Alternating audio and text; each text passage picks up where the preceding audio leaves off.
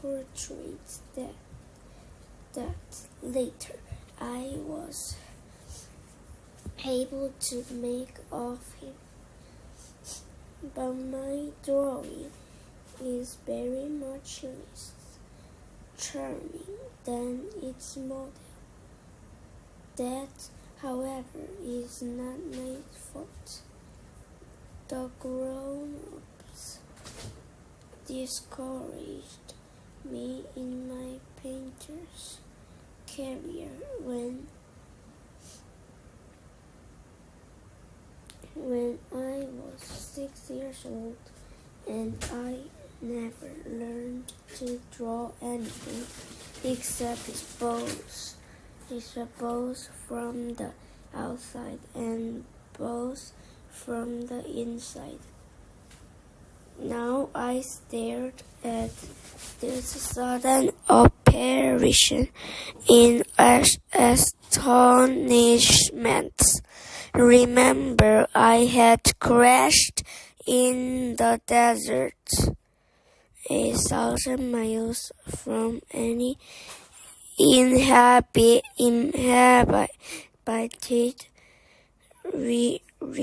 region, and yet my little man seemed neither to be staying on century among the sands, nor to be fainting from fatigue or hunger or thirst or fear. Nothing about him gave any suggestion of a child lost in the middle of the desert, 1,000 miles from any human habitation.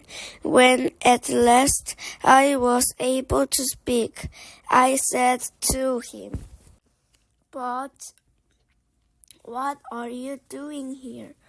And in answer he repeated very slowly, as if he was speaking of a matter of great consequence, "If you please, draw me a ship." When a mystery is too overpowering, one dare not disobey. Absurd as it might seem to me, this is the best portrait that later I was able to make of him.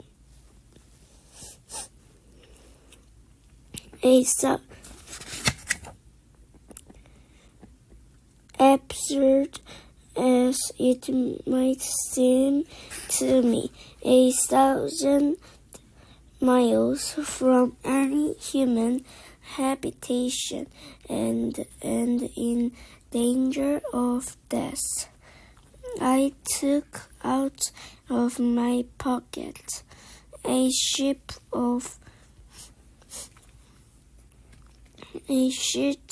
paper and my fountain pen. But then I remembered how my studies had been concentrated on geography, history, arithmetic, and grammar, and I told the little chap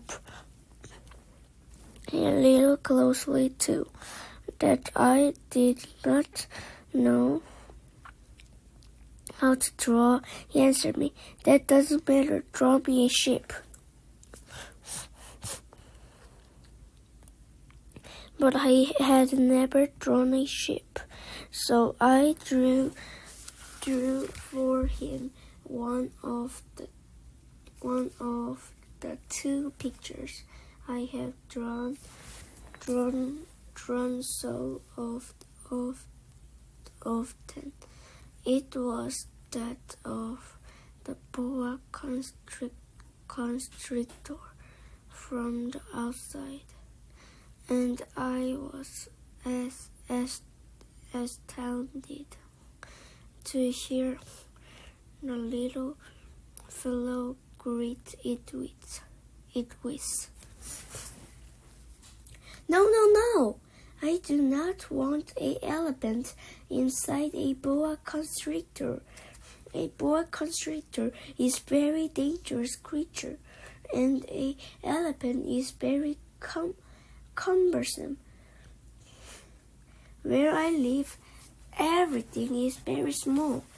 What I need is a ship. Draw me a ship. So then I made a ship. He looked at it carefully. Then he said, "No, this ship is already very sickly. Make me another."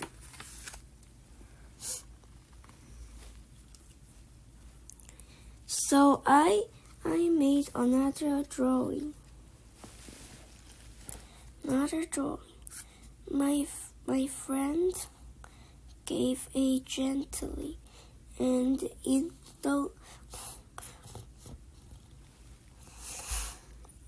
indulgently smile. "You see yourself," he said, "that this is not a ship. This is a ram. It has horns." Then I did my drawing over once more, but it was rejected too, just like the others. "This one is too old. I want a ship that will live a long time."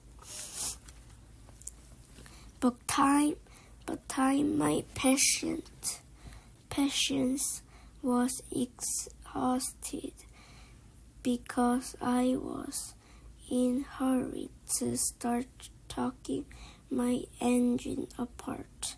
So I tossed off this drawing, and I drew out an explanation with it. "This is only his box. The ship you asked for is inside." I was very surprised to see a light break over the face of my young judge.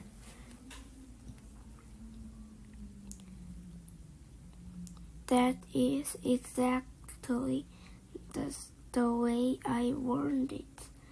Do you think that this ship will have to have a great deal of grass? Why? Because where I live, everything is very small. There will surely be enough grass for him." I said, It is a very small ship that I have given you."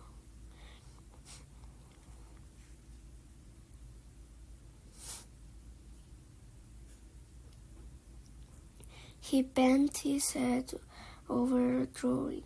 "Not so small, Dad. Look, he has gone to sleep." And that is how I made the acquaintance of the Little Prince.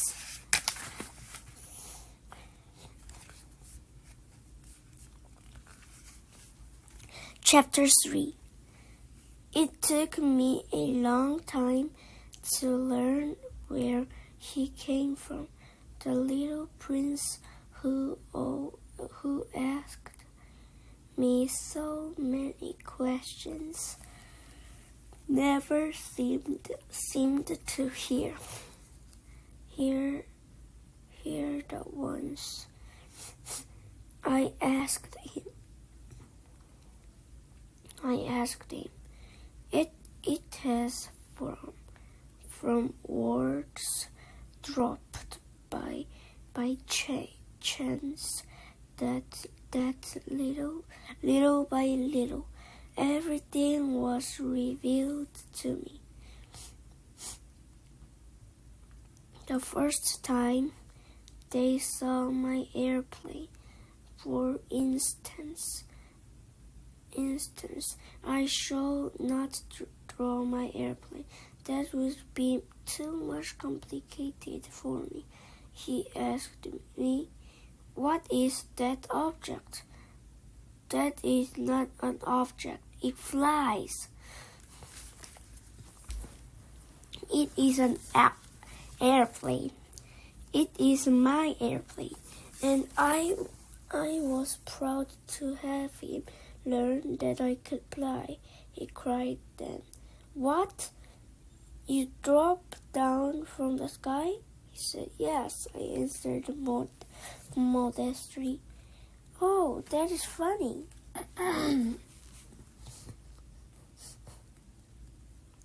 And the little prince broke into a lovely peal of laughter, which annoyed me very much. I like my misfortunes to be taken seriously. Then he added, So you too come from the sky. Which is your planet?" At the moment I count a gleam of light in the impenetrable mystery of his presence.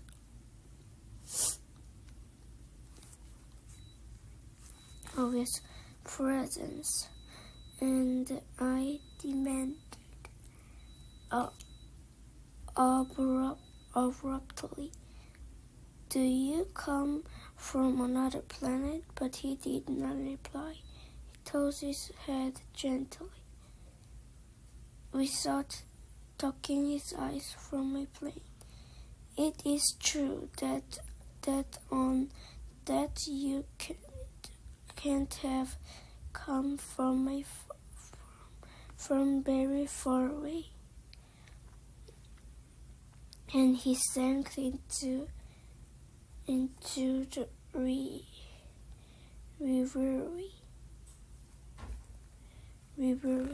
which lasted a long time.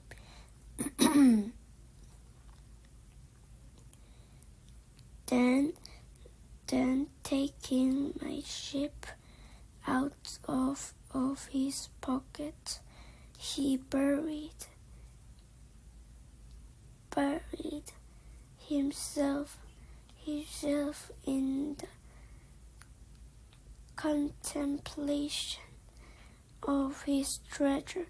You can imagine how my curiosity was aroused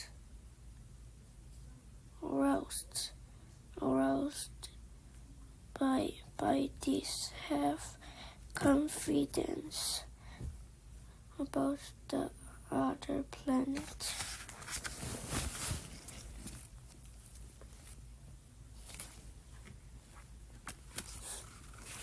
I made a great effort, therefore, to find out more on this subject.